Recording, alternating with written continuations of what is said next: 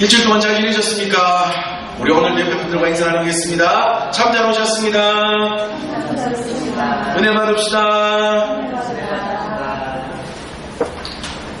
우리가요, 책을 읽거나 아니면 드라마를 보거나 아니면 영화를 보다 보면 정말 이상한 장면이 나와요. 어떤 장면인가 하면 이야기가 잘 진행이 되다가 전혀 상관이 없는 것 같은 이야기가 갑자기 나와요. 책에도 그렇고 드라마를 봐도 그런 경우가 좀 있지 않습니까? 그리고 영화를 봐도 그런 일이 있어요. 그래서 우리는 갑자기 그러한 전혀 상관없는 것 같은 장면이 딱 나타나면 우리는 뭐라고 이야기합니까? 아이고 갑자기 왜 뜬금없이 왜 저게 갑자기 나와? 라고 이야기를 합니다. 그런데 알고 보면 그게 진짜 뜬금없는 거예요? 아니면 책을 쓴 저자나 영화를 만든 감독의 의도가 있는 거예요? 의도가 있더라고요. 그죠?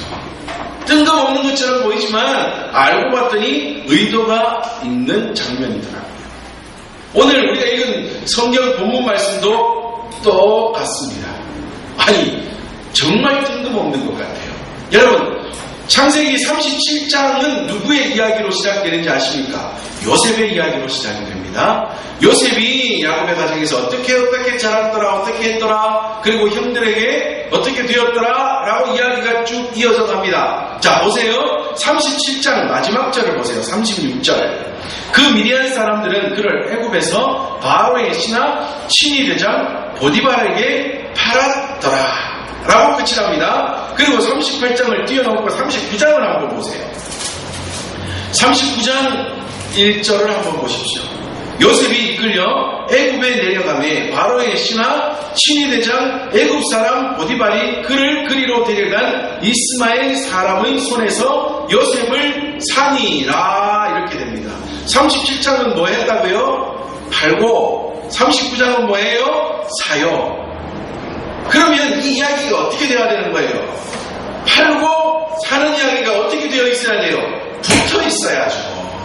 그런데 팔고 사는 사이에 오늘 38장 말씀이 딱 들어가 있어요.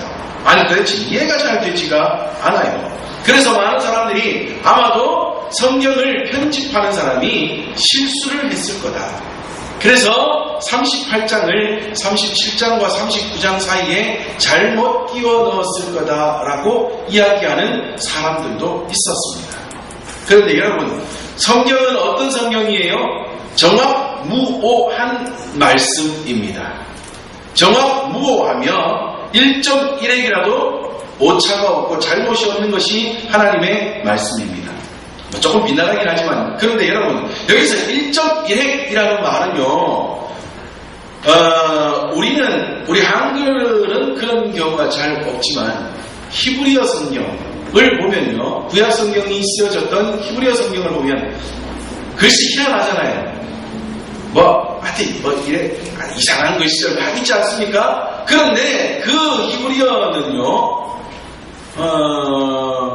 모음이 되는 밑에 있는 점 또는 이렇게 우리가 아자를 이렇게 거꾸로 해놓은 것 같은 우 같은 이런 모음으로 글을 완성하는데 위에 쓰여진 자음이 아닌 모음으로 글을 완성하는데 신기한 것은 한 문장인 걔들은 또 이렇게 글씨를 이렇게 했습니다. 오른쪽에서 왼쪽으로 쭉 써가는데 완벽하게 써진 한 문장도요 점 하나를 잘못 찍거나 아니면 안 찍어야 될 때 찍거나 찍어야 될 때 안 찍으면 이 문장 자체의 뜻이 확 달라지는 수가 있습니다. 그러니까 점 하나가 아주 그 문장에 큰 영향력을 미치는 경우가 굉장히 많아요. 그래서 성경이 1.1획이라도 이 말은 이 히브리어 성경에서 1.1획을 의미하는 겁니다. 우리 한글 성경에서 아자 써야 되는데 이자 써서 이거 잘못되거든 이런 거 말하는 것이 아니고 거기에서 1.1획이라는 것은 그 히브리어 성경에서의 한 점 또는 모음 획 하나를 의미하는 경우를 말씀합니다. 여하튼 그렇다 할지라도 전체 뜻으로 보거나 전체 맥락으로 보았을 때 하나님의 말씀 성경은 전혀 한치의 오차도 없이 완벽히 이루어지며 정확한 위치에서 정확한 뜻을 우리에게 전달한다는 말씀입니다. 무슨 말씀이냐? 여러분, 오늘 우리가 읽은 창세기 38장 말씀도 37장과 39장에 잘못 놓여진 게 아니라 정확히 놓여진 이야기라는 것입니다. 37장이 요셉 이야기하다가 39장의 요셉 이야기로 다시 넘어가는데 38장의 유다와 다말의 이야기, 그것도 이따가 살펴보겠지만 여러분, 좋은 얘기입니까? 나쁜 얘기입니까? 정말 나쁘고 수치스러운 이야기입니다. 어떻게 보면 야곱의 집안, 어찌 보면 야곱의 후손 중 넷째 아들이지만 대장격으로 볼 수 있는 유다의 집안이 얼마나 수치스러운 일을 겪었는지를 이야기해 주는 것이 38장의 이야기예요. 이렇게 수치스러운 이야기가 왜 성경에 쓰여져야 하고 더군다나 요셉의 이야기 중간에 쓰여져야 하는지, 잘못된 거 아니냐라고 이야기하는데 전혀 잘못된 것이 아닙니다. 무엇으로 알 수 있는가 하면 우리나라도 보면요, 시를 쓰거나 아니면 소설을, 특히 소설 같은 것을 보면 작가가 그런 의도를 해요. 비슷한 단어로 계속해서 중요한 단어로 시를 이어가거나 소설을 이어가는 경우들 많이 보지 않습니까? 그죠? 특히 시에서 보면 중요한 시어 하나가 초장, 중장, 끝에도 계속해서 나타나는 걸 보지 않습니까? 이것처럼 히브리어 성경에도, 히브리어 문학에도 그러한 경우들이 있는데요. 이 38장에 쓰여진 어떤 단어들이 37장 또는 39장에도 같이 쓰여지고 있는 것이 보이더라고요. 자, 예를 들어 어떤 것인가 하면 37장 35절을 한번 보십시오.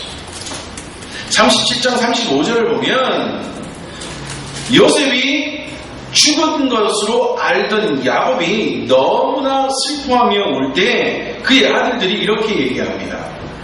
그렇게 슬퍼하며 야곱이 이렇게 말합니다. 그의 모든 자녀가 위로하되 그가 그 위로를 받지 아니하여 이르되 내가 슬퍼하며 스올로 내려가 아들에게로 가리라 라고 이야기합니다. 그러니까 스올로 내려간다 이 말은 무슨 말이에요? 나도 죽겠다 이 말이에요. 여기서 내려가다 라는 단어가 있는데 이것이 38장 1절에 유다가 자기 형제들로부터 떠나 내려가서 라고 이야기할 때 내려가다 라는 단어로 또 똑같이 쓰여지고 있습니다. 그리고 또한 이것이 39장 1절에 가면 요셉이 이끌려 애굽에 내려가매 라고 이야기할 때 또 같이, 우리 한글도 내려가매 같은 것이지만 히브리어로 보면요 진짜 똑같은 단어로 쓰여지고 있답니다. 또한 다른 것이요, 알아보다 라는 단어가 37장과 38장에서 똑같이 쓰여지는 것을 또한 볼 수가 있습니다. 또한 중요한 단어 중에 하나인 위로하다 라는 단어가 우리가 조금 전에 봤던 37장 35절에 야곱이 자녀들이 하는 위로를 어떻게 했다고요? 받지 않았다 라고 이야기할 때 위로하다 라는 단어가 쓰여지는데 이것이 다시 38장 12절에 가면 아내가 죽었을 때 슬퍼하는 유다에게 사람들이 위로했다. 그래서 그 위로를 받고 라고 할 때 똑같은 단어로 쓰여지고 있다. 그러니까 이렇듯 우리는 위로하다 또는 알아보다 이러면 한글로는 하나처럼 느껴지지만 히브리어로는요 굉장히 다양한 단어들이 있습니다. 굉장히 다양한 단어들이 있는데 그 다양한 단어들 중에 이렇게 같은 단어로 여기도 쓰고 여기도 쓴다는 말은 무슨 말이냐? 이것이 원래 한 통의 이야기였다. 이것을 분명하게 말해주는 거예요. 그러므로 자, 지금 무엇을 말씀드리느냐? 38장의 위치는 틀렸다, 맞았다. 맞았다 이 말입니다. 제대로 된 위치이다. 그리고 뭐다? 하나님이 뭐가 있으시다. 의도가 있으시다. 그것을 분명하게 말씀해 주는 것입니다. 자, 그렇다면 어떤 의도가 있는 것일까요? 왜 하나님은 38장을 이렇게 뜬금없는 것처럼 보여지는 이 38장 그 위치에 기록하신 것일까요? 여러분, 자녀들이 자라면서 부모에게 그러니까 부모가 자녀에게 이렇게 하는 많은 행동들 중에 자녀들이 느끼기에 제일 기분 나쁜 행동이 뭔지 아십니까? 자녀들이 받는 행동 중에 제일 기분 나쁜 게 뭔지 아십니까? 아이들에게 설문조사를 하면 1위로 나오는 게 뭐게요? 비교하는 거예요. 비교하는 거. 야, 앞집안은 어떻고 뒷집안은 어떤데 너가 간 네 친구는 어떤데 뭐 비교하는 게 자녀들이 제일 싫어한다는 거야. 저도 자라면서 그게 참 싫었다는 게 기억이 나는데, 근데 신기한 건요, 아빠가 되고 나니까 저도 어떻게 하고 있을까요? 똑같이 하고 있더라고요. 똑같이. 자, 그런데 여러분, 이렇게 비교하는 것이 자녀들 입장에서는 기분이 나빠요. 그리고 그것은 자녀 교육에 그렇게 좋은 것은 아니랍니다. 그런데 때로는 필요해요, 안 필요해요? 필요합니다. 때로는 필요해요. 정말 때로는 그것이 꼭 필요할 때가 있습니다. 하나님 말씀에도 똑같습니다. 하나님 말씀에도 오늘 38장을 이 위치에 두고 하나님이 유다와 다말의 이야기를 요셉 사이에 끼워 넣은 의도가 무엇인가면요, 비교해 보십니다. 필요하셨어. 유다와 요셉을 통하여 비교해서 너희들이 어떻게 살아야 하는가를 보여주시기 위해서 이 자리에 딱 끼워 넣으신 거죠. 자, 그렇다면 이 말씀이 어떠한 내용을 담고 있고 어떠한 비교를 하나님께서 하시고 그것을 통해 우리에게 말씀하시는지 함께 살펴보겠습니다. 먼저 내용을 살펴보면요, 이런 내용입니다. 오늘 본문은 야곱의 넷째 아들이고, 넷째 아들이지만 거의 대장격인 유다가 결혼하는 장면으로 나옵니다. 아니, 처음 장면은 형제들로부터 떠나가는 것이죠. 자, 아마도 이 장면은 요셉이 애국으로 팔려간 다음 상당한 시간이 흐른 다음, 그러니까 영화로 보면 좀 이렇게 재미있는 플롯을 꾸민 것을 한번 보면 됩니다. 37장은 파는 것으로 끝나고 39장은 사는 것으로 시작되지만 이 사이 38장의 시간은 요셉이 보디발의 집에 팔려가서 어떤 세월, 몇 년의 세월을 살던 그 어떤 세월 중에 있었던 일이라고 이해하면 더욱더 쉽습니다. 자, 여러분, 집안에 우환이 있습니다. 더군다나 유다의 마음속에는 자기가 대장격이니 요셉을 누가 팔았다 생각이 되는 것 같아요. 내가 팔았다고 생각이 들기도 하고, 또 한편으로는 미안한 마음, 한편으로는 무서운 마음, 여러 가지 마음이 들 거예요.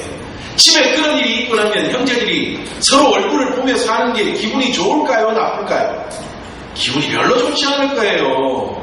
아니, 보면 기분이 좀 괜찮을 때는 내가 잘못해서 요셉을 그렇게 만든 것 같아 라고 하다가도 어떤 형제가 또 괜히 기분 나쁘게 하면 그 다음에 또 어떤 생각이 들까요? 저놈 때문에 그렇게 된 게 아닐까 하다가 보니 형제들 사이에 별로 좋지 않은 일들이 자꾸 일어나게 되었을 거라.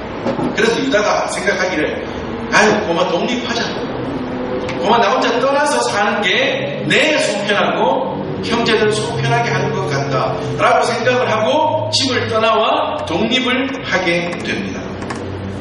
자, 그런데 그 가운데서 그가 결혼할 나이가 되어 결혼을 하는데 누구를 신부로 맞아요? 가나안 여인 수아라고 하는 여인을 신부로 맞이하여 결혼을 하게 됩니다. 이 38장에 나오는 이름들은 참 재밌습니다. 꼭 우리 한글 이름 같아요. 수아. 한글에도 수아 있죠. 나중에 가면 유다의 친구 히라, 이러니까 또 히라도 우리 한글 이름으로 있지 않습니까? 비슷하게 들려요. 그런데 수아라고 하는 그 여인과 결혼하여 가정을 꾸리게 됩니다. 그리하여 아들을 낳게 되는데 첫 번째 아들의 이름이 뭐예요? 엘이라고 합니다. 여러분, 엘은 무슨 뜻이에요? 히브리어로 무슨 뜻이에요? 하나님. 그런데 아니에요. 여기서 엘은 그게 아닙니다. 여기서 유다가 첫째 아들 이름으로 지었던 엘은 나의 하나님의 뜻에서 지은 게 아닙니다. 같은 발음이지만 다른 뜻을 가졌습니다. 그 뜻은 무엇인가 하면 경계자 또는 보호자라는 뜻을 가지고 있습니다. 그리고 또 둘째 아들을 낳는데 둘째 아들의 이름은 오난이라고 짓게 됩니다. 이것은 강인한이라는 뜻을 가지고 있습니다. 셋째 아들은 셀라라고 이름을 지었는데 이것은 간구, 영원 이런 뜻을 가지고 있습니다. 자, 이제 또 아들들이 장성하여 결혼할 나이가 되었습니다. 그래서 장자인 엘을 위하여 신부를 구합니다. 그런데 그 신부의 이름이 뭐예요? 다말이라고 하는 여인을 데려다가 첫째 아들의 신부가 되게 하려 합니다. 자, 여러분, 물론 잠깐 앞으로 돌아가서 유다가 가나안 여인을 신부로 맞이했다. 이것은요, 좋은 일이에요, 나쁜 일이에요? 잘한 일이에요, 잘못한 일이에요? 잘못한 일입니다. 뭐가 잘못한 일이에요? 이방 여인을 신부로 맞이한 것, 하나님의 말씀을 어긴 것. 지 마음대로 한 거예요.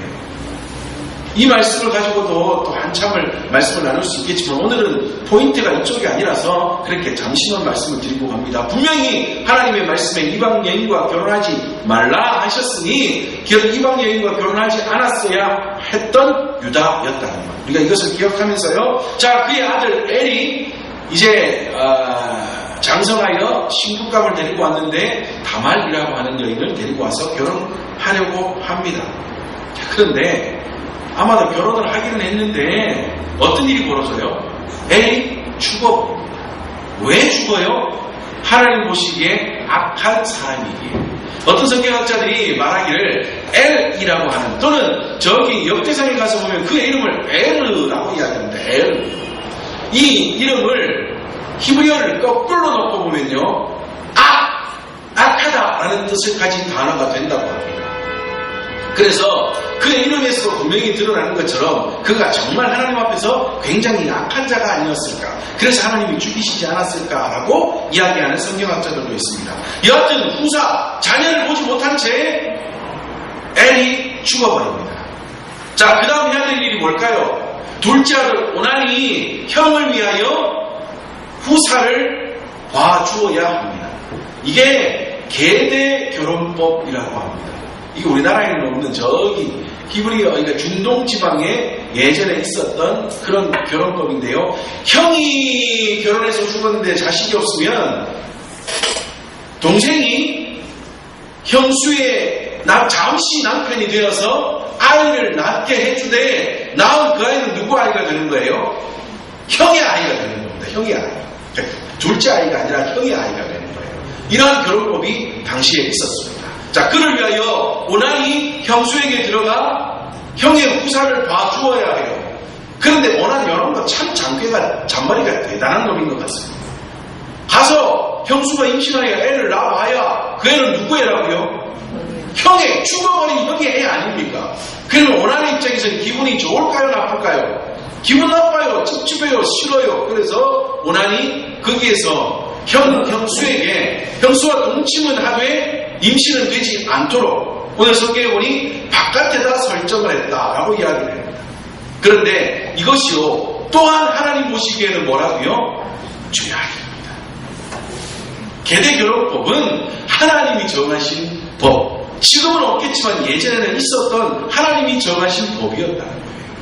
그래서 이것을 어김으로 하나님이 이것 또한 나쁜 것으로 보아 오난까지 죽이십니다. 이제 그 집안에 아들 누가 남았어요? 셋째 셀라만 남았습니다. 유다가 보니 기가 차요. 아니, 아들 셋 낳았더니 둘이 픽픽 가버립니다. 그런데 며느리는 그대로 있습니다.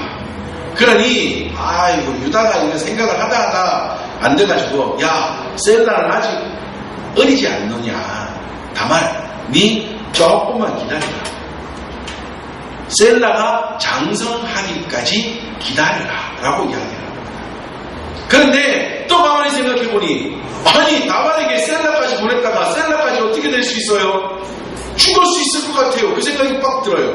그래서 유다가 어떤 일을 하는가 하면 다말을 어떻게 해요? 친정집으로 돌려보냅니다. 그러니까 소박을 맡게 하는 거예요. 여기서도 또 유다가 굉장한 잘못을 했어요. 이것은 하지 말아야 될 일이었다. 그가 돌아가서 아버지 집에 있었다는 것을 다시 한번 원어상으로 직역을 하면, 너 아버지 집에 가서 과부로 기다리고 있어라, 이 말이 나옵니다. 과부로서 좀 기다리고 있어라. 셀라가 장성하면 내가 부를게 하고 거짓 약속을 그녀에게 하고 있는 거예요. 그런데 유다는 셀라까지 죽을까봐 겁이 나서 그 일을 행하지 않습니다. 자, 결국에 그는 유다는 며느리를 떠나보내게 되고 지킬 것처럼 생각되었던 그 마지막 아들 셀라는 보호하여 함께 가정에서 살아가고 있었을 것입니다. 자, 그런데 여러분, 그 가운데에 유다의 아내가 먼저 죽어버립니다. 그러니까 수아가 먼저 죽어요. 여러분, 한편으로는 유다의 심정이 얼마나 아팠을까요?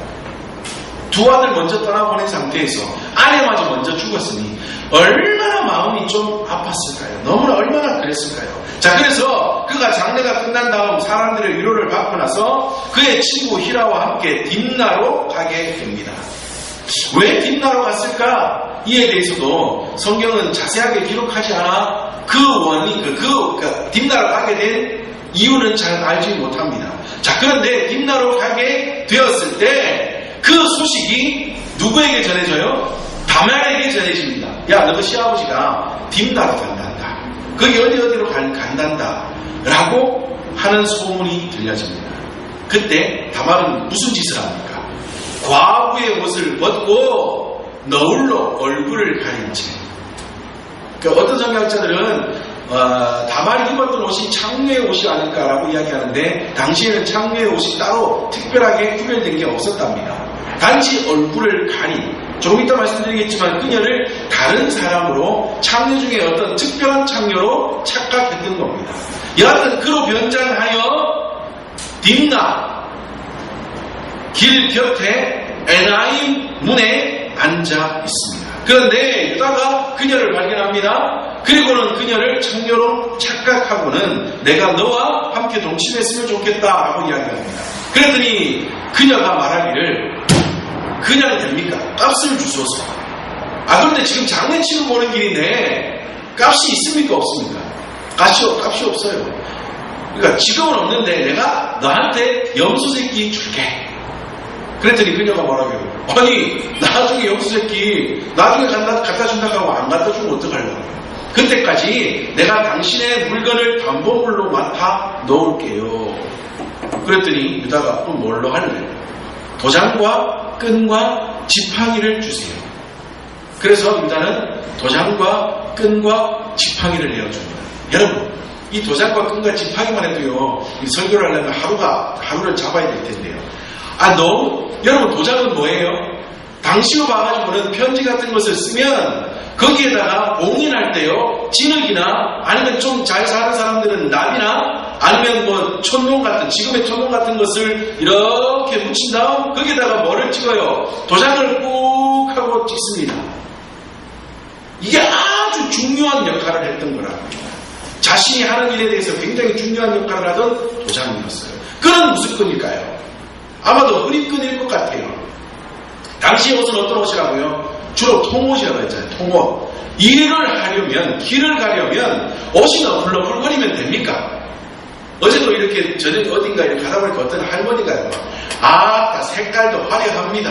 엄청 화려하고 그 밤에도 반짝반짝 빛이 나는 길다란 그게 원피스인지 코트인지 뭐 그냥 지나가다 보니까 구분이 잘 안 되는데요. 와, 저 옷 입고 왜 돌아다니게? 이 또 허리 쪽은 막 덜렁덜렁합니다. 그래서 생각이, 저 옷 입고 왜 걸어다니겠노 싶었어요. 보통 우리가 힘든 옷도 그렇게 펄렁거리면 힘들 텐데 이 중동지방에 먼지가 날리는 그곳에서 막 뛰어다니고 일을 하고 양을 치고 막 신하들, 부하들을 다스리고 해야 될 사람이 옷이 펄렁펄렁거리면 일이 제대로 되겠습니까? 안 되니 그것을 꼭 묶어야 되는 것이 뭐예요? 끈일 거예요. 자, 거기에다 지팡이는 뭐예요? 지팡이는 자기가 기르는 동물들에게 해가 되는 동물이 올 때 그것을 막아내고, 그리고 자기가 기르는 동물들을 방향을 지시할 때 이렇게 함께 데리고 가야 할 무기이면서 지시봉이면서 늘 자신의 손에 있어야 되는 아주 중요한 물건이 지팡이다. 근데 이 중요한 것을 뭘로 줘요? 창녀에게 값을 대신한 담보물로 주게 됩니다. 유다는 좀 진짜 안 맞아요. 좀 머리가 좀 이상하게 된 사람 같아요. 자, 그리고 나서 그녀와 함께 동침을 하게 됩니다. 그리고 시간이 흘러 다말이 임신했다는 소식이 유다에게 전해지게 됩니다. 그랬더니 유다가 말하기를, 야, 가서 다말 데리고 와. 어디 과부로 가서 기다리고 있던 자가 임신을 해. 그러면 그녀를 불에 태워 죽여야지. 라고 그녀를 데리고 오라고 말합니다. 다말이 끌려가던 중에 사람을 시켜서 도장과 끈과 지팡이를 유다에게 전달하면서 말을 합니다. 그때 이렇게 말을 합니다. 다말의 심부름 왔던 자가 도장과 끈과 지팡이를 유다에게 보이면서 보소서, 청하건대에 보소서, 이것이 누구의 것입니까? 이 물건의 주인으로 하여금 다말이 임신하게 되었습니다. 라고 이야기를 합니다. 여러분, 그 물건을 보고 그 이야기를 듣는 순간 유다의 심정이 어땠을까요? 정말 심장이 멈추고 심장이 내려앉는 듯 하지 않았겠습니까? 그가 행한 이 일은 정말 하나님 보시기에 큰 죄악이었습니다. 물론 우리가 여기서 그의 성매매를 한 것, 이것이 잘못되었다, 하나님 앞에서 죄되었다 하는 것을 우리가 다뤄야 되겠지만, 또한 오늘의 포인트는 그게 아니에요. 자, 물론 그가 며느리를 창녀로 알아보고 성매매한 것은 굉장히 큰 잘못이요 죄입니다. 더군다나 여러분, 유다가 행했던 이 성매매는요 일반적인 성매매가 아니에요. 제가 아까 그녀를 유다가 뭘로 봤다고요? 창녀로 보기는 보는데 어떤 창녀로 봤다고요? 특별한 창녀로 봤다고 그랬죠. 여기서 말하는 특별한 창녀는 뭔가 하면요 신전 창녀입니다. 유다가 그 신전 창녀로 보았던 그녀와 동침하게 된 이것은 그냥 일반적인 성행위가 아닙니다. 종교행위입니다. 어떤 종교행위요?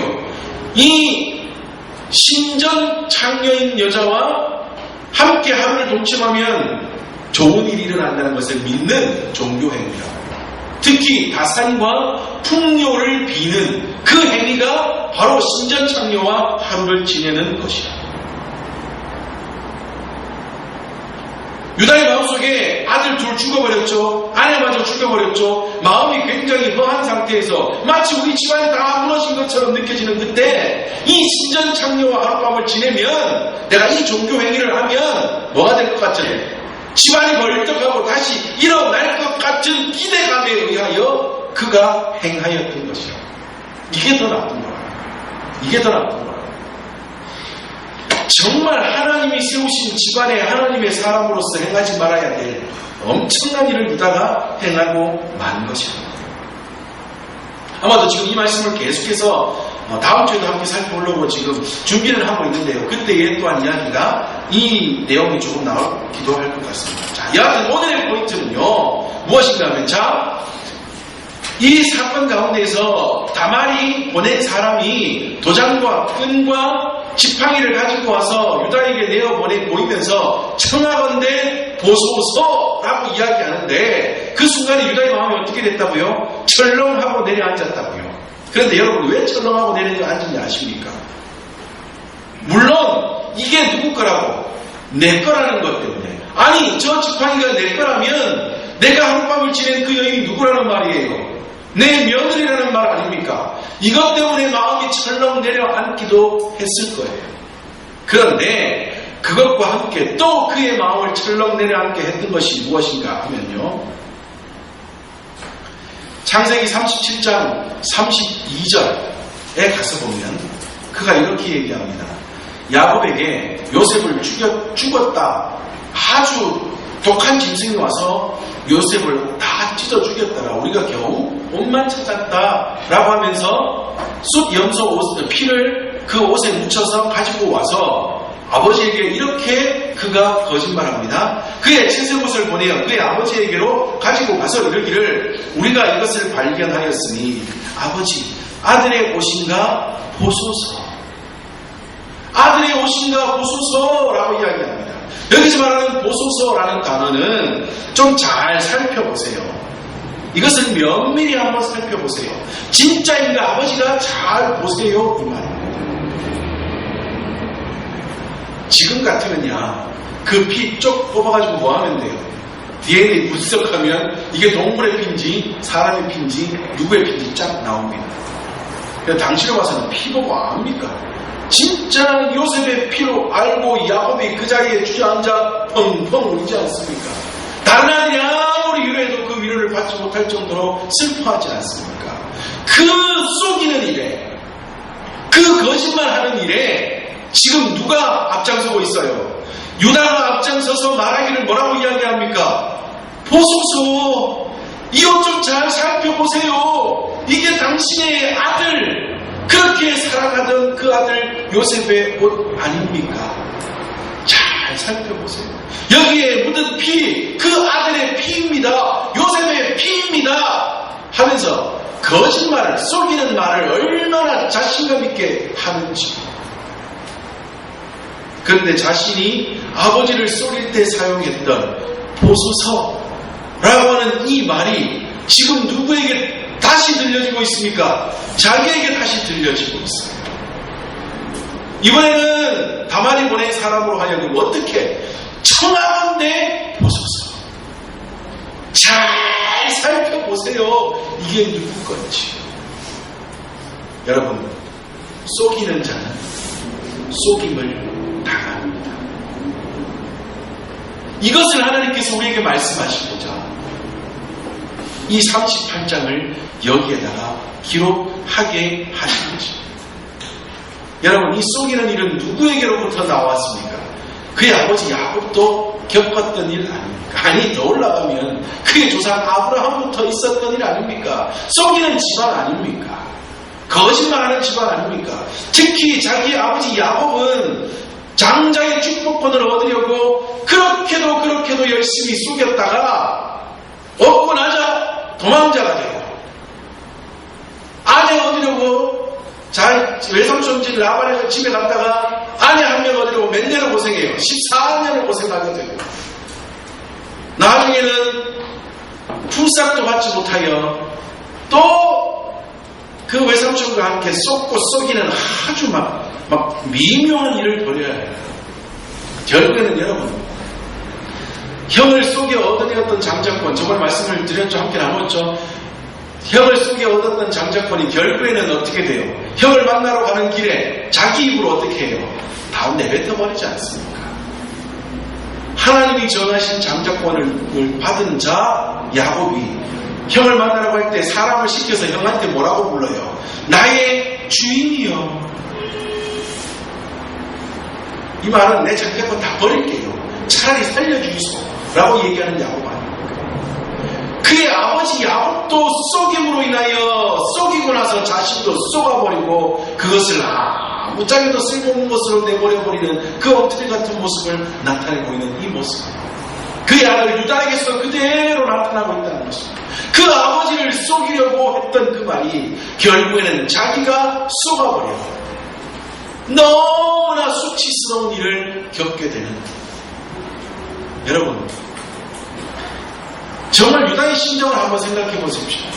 아들 두 아들을 잃었을 때, 아내를 잃어버렸을 때, 그때보다 아마 자신이 하룻밤을 지녔던 여인이 자신의 며느리라는 것을 아는 순간 더 마음이 아팠을 겁니다. 왜냐하면 아들을 떠나보낼 때 두 아들은 어쨌든 내 아들이기는 하지만 아들들이었고요. 아내가 떠나갈 때 사랑하는 아내였지만 아내의 일이었습니다. 그런데 이 큰 죄악을 저지른, 며느리를 범하게 되는 이 죄악을 저지른 것은 누구의 일이에요? 자기 일입니다. 유다가 아마도 이때 가장 마음이 찢어지고 아팠을 거예요. 그래서 유다가 그 사람 앞에서 이런 말을 하게 됩니다. 오늘 본문 말씀을 보면, 자, 쭉 내려오다가요,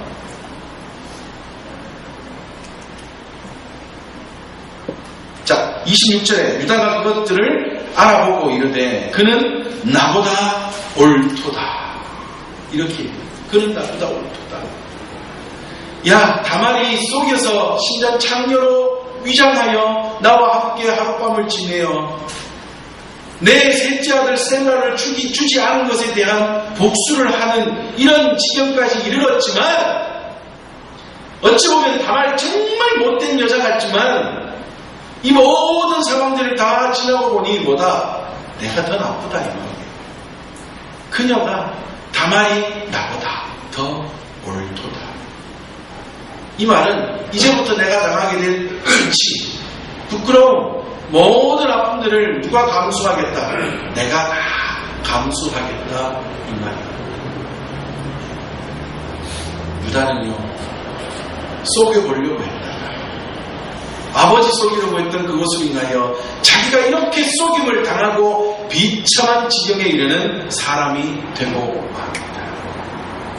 그러나 반면 하나님께서 비교하시는 요셉은 어떠합니까? 그는 전혀 다른 사람 아닙니다. 요셉은 가장 정직한 사람이었습니다.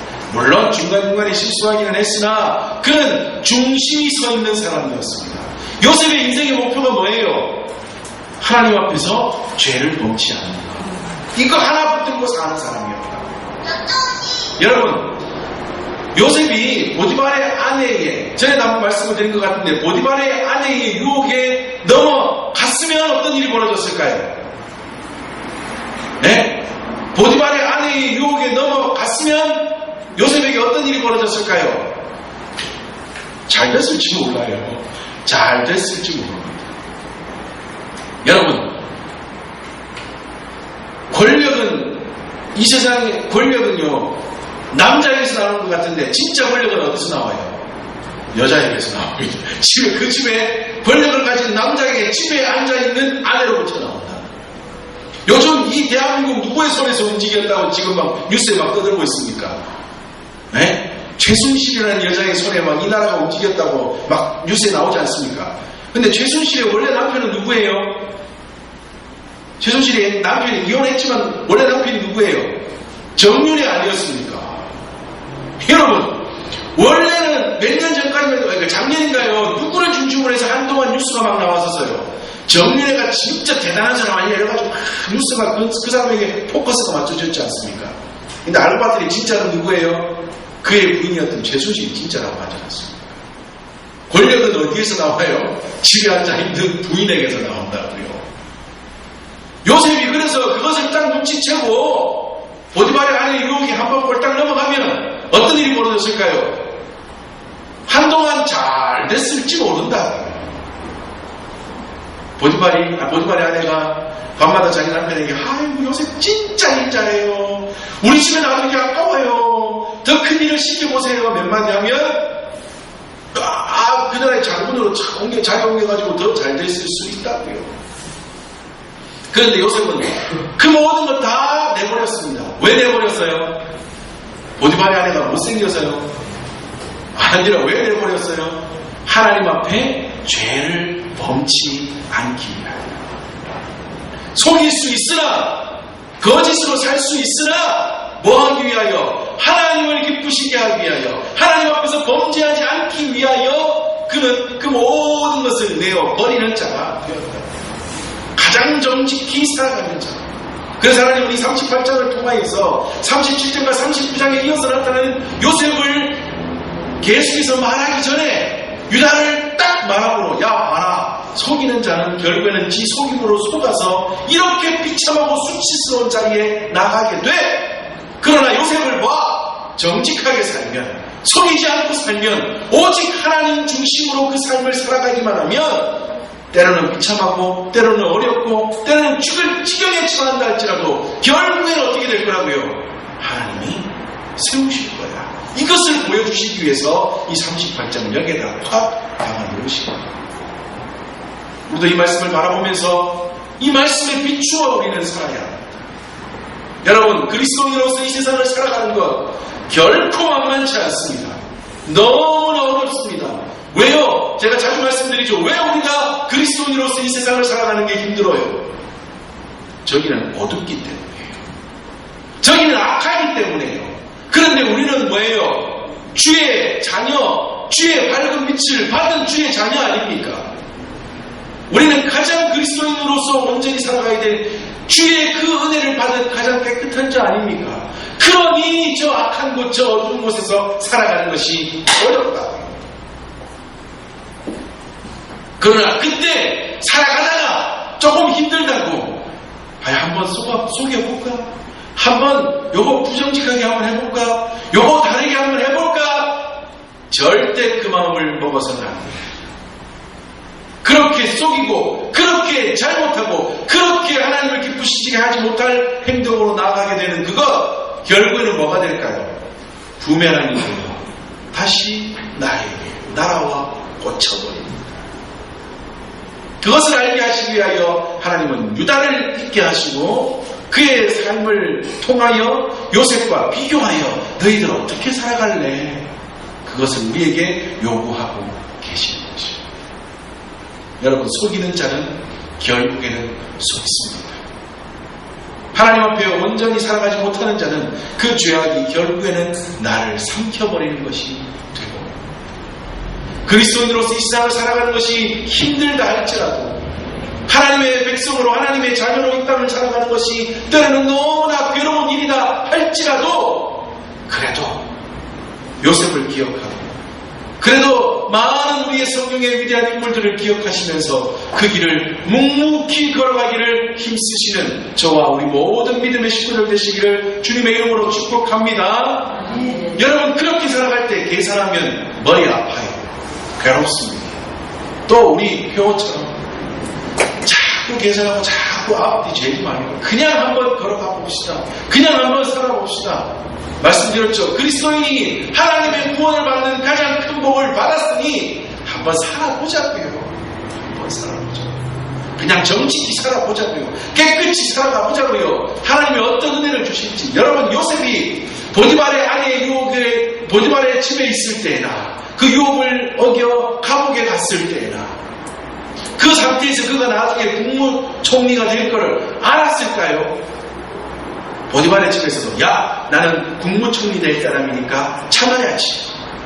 감옥에 가서도 나는 국무총리 될 사람이니까 이런 감옥에서도 참아야 돼. 그 마음을 요셉이 가졌을까요? 아니에요. 시편 기자는 뭐라고 말했다고요? 쇠사슬이 어떻게 됐다? 내 심장을 꿰뚫고 지나가는 것 같은 아픔이 나에게 있었다고 요셉이 고백했다고 말씀드리지 않았습니까? 심장이, 쇠사슬이 심장을 찌르고 지나갔답니다. 한마디로 말해서 그때 고통은 죽을 지경에 죽겠다 이 말입니다. 죽겠다 이 말이에요. 요셉은 그때 몰랐다고요. 오직 있는 마음이라고는 죽겠다 이 마음입니다. 요셉에게는 두 가지밖에 없었어요. 죽겠다 하고 안 하는 거, 그래도 하나님 기쁘시게 해야 되겠네, 이것밖에 없는 사람. 그래서 그냥 묵묵히 살아갔다고요. 그랬더니 하나님이 결국에는 그를 통하여 애굽을 살리시고 그를 애굽의 총리가 되게 하시고, 아니 이게 중요한 게 아니라 뭐예요? 이스라엘 민족을 그를 통하여서 애굽에서부터 살게 하시고 다시 나와 가나안 땅에 이르게 하시는 그 큰 역사의 가장 중요한 주인공으로 사용하시지 않습니까? 그냥 살아봅시다. 그냥 한번 살아가 봅시다. 그러면 하나님께서 우리에게 어떤 은혜를 주시는지. 제가 말씀드렸죠. 1,000원 필요해요. 기도해서 1,000원만 받으실래요? 1,000원 필요하지만 그냥 하나님이 말씀하시는 믿음의 길 잘 달려서 10,000원 받으실래요? 좀 얘가 좀 웃기긴 하지만 뭐를 받으실래요? 우리는 이제까지 어떻게 살았어요? 1,000원 필요하다고 하나님 주세요! 1,000원 주세요! 하나님한테 때를 써가지고 하나님이 하도 시끄러워가지고 얘 딱 하고 1,000원 던져주는 거 그것만 받고 살아오지 않았습니다. 1,000원 필요하지만 그래도 하나님, 지금은 1,000원 있어야 되지만 그래도 하나님의 길, 믿음의 길, 하나님이 나에게 주신 사명의 길이 먼저니 한번 가볼래요? 하고 걸어가다 보면 하나님이 10,000원, 아니 100,000원, 아니 셀 수 없는 그 신 은혜를 우리에게 주신다. 그것을 한번 경험해 보시면 그 은혜를 누리는 저와 우리 모든 믿음의 식구들 되시기를 주님의 이름으로 축복합니다. 오늘 이 땅의 모습, 요셉의 모습을 바라보시면서 온전한 삶의 모습을 선택하여 그 길을 걸어 하나님의 큰 기쁨이 되고 하나님의 큰 은혜와 복을 받아 누리는 저와 우리 모든 믿음의 식구들 되시기를 다시 한번 주님의 이름으로 축복합니다. 아멘. 이 시간 함께 기도합시다. 하나님,